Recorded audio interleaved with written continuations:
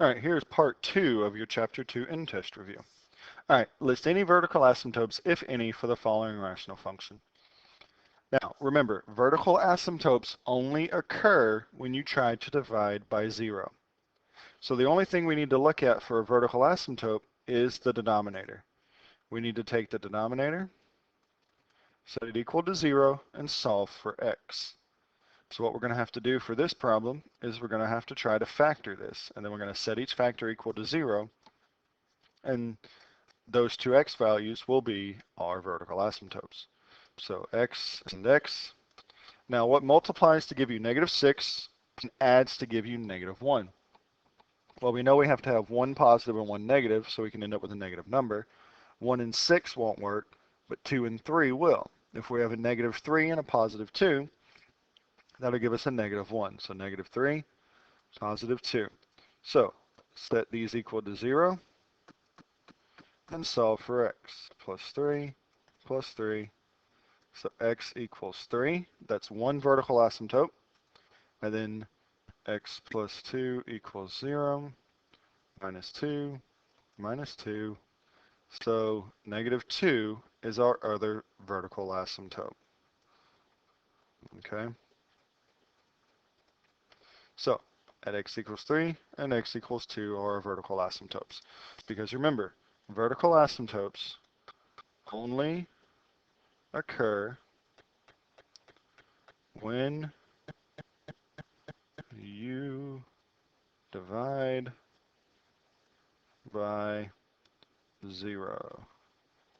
All right, so all you have to do is take your denominator of your rational function, set it equal to 0, and solve for x. If you don't have a rational function, meaning you have no denominator, then you won't have a vertical asymptote.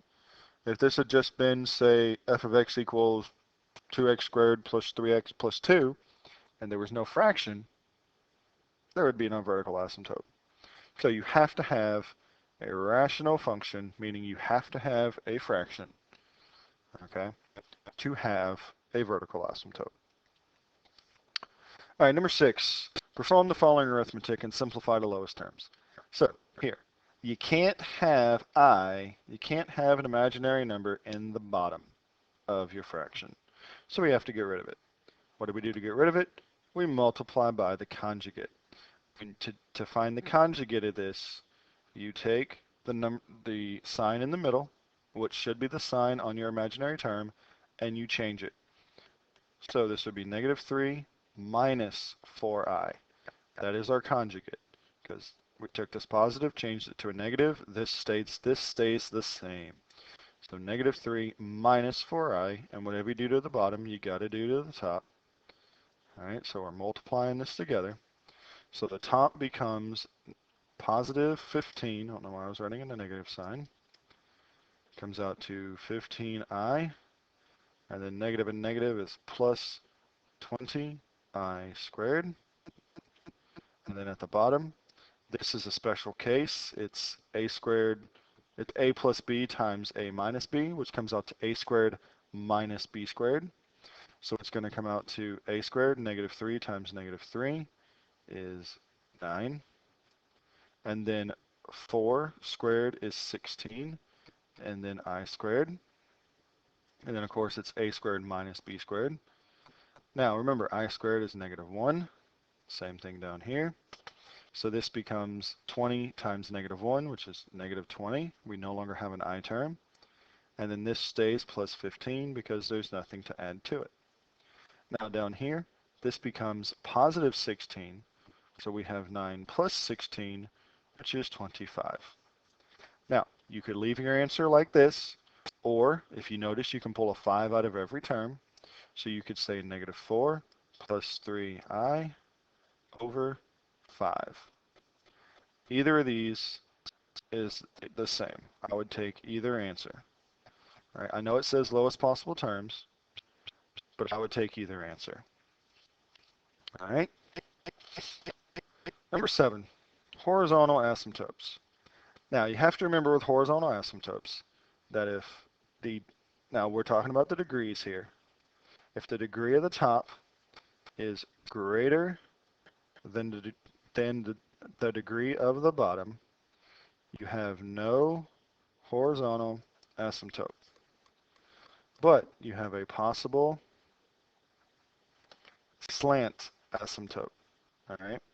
If the top is exactly 1 larger than the bottom, that's a plus 1. That's b plus 1. If the top is exactly 1 larger than the bottom, then you have a slant asymptote. All right. So if the degree of the top is larger than the bottom, you have no horizontal, but you have a possible slant. If the degree of the top is exactly 1 larger than the degree of the bottom, then you have your slant.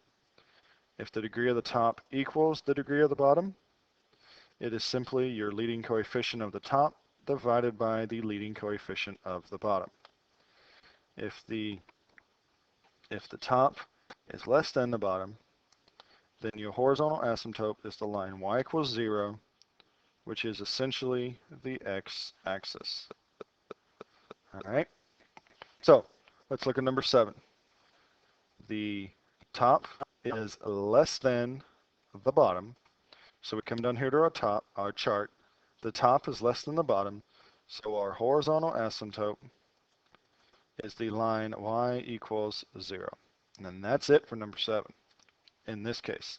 If these had been the same, say this had been degree 3 as well, this would have, the horizontal asymptote would have been the line y equals 7 over 8.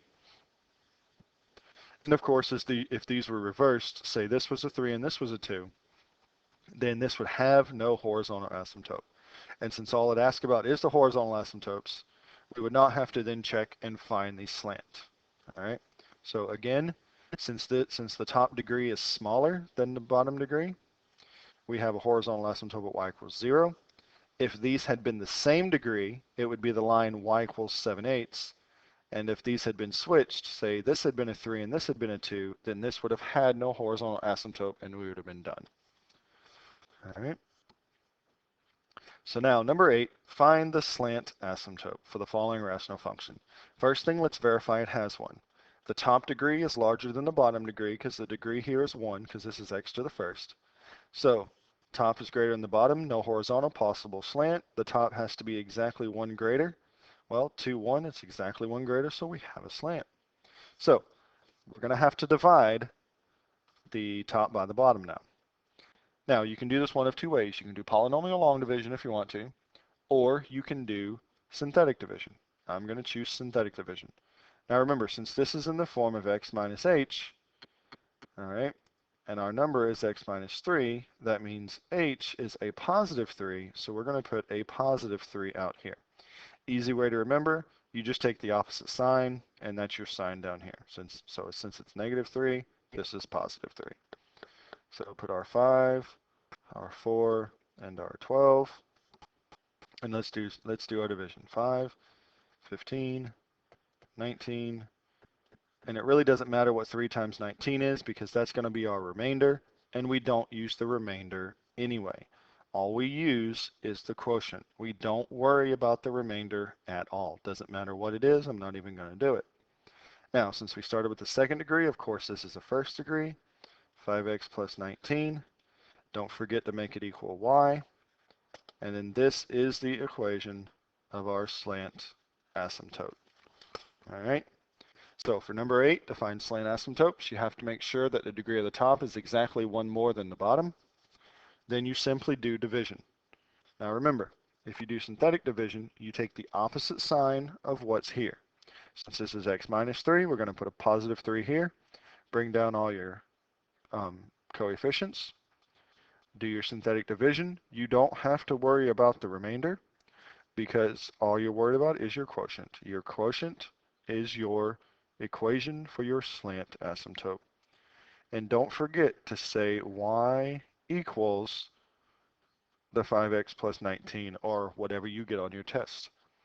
If you don't put y equals, I'm taking some points off. If you just leave me this, I will give you some points for getting it right, but you won't get full credit because you didn't put y equals. Make sure you make this an equation because it says find the equation. Same thing up here. List the horizontal asymptotes, so make sure you say y equals whatever. All right. Make sure you're writing your equations. All right, so that's been your Chapter 2 in-test review, both parts. Make sure you understand the review fully, and see you tomorrow ready to take the test.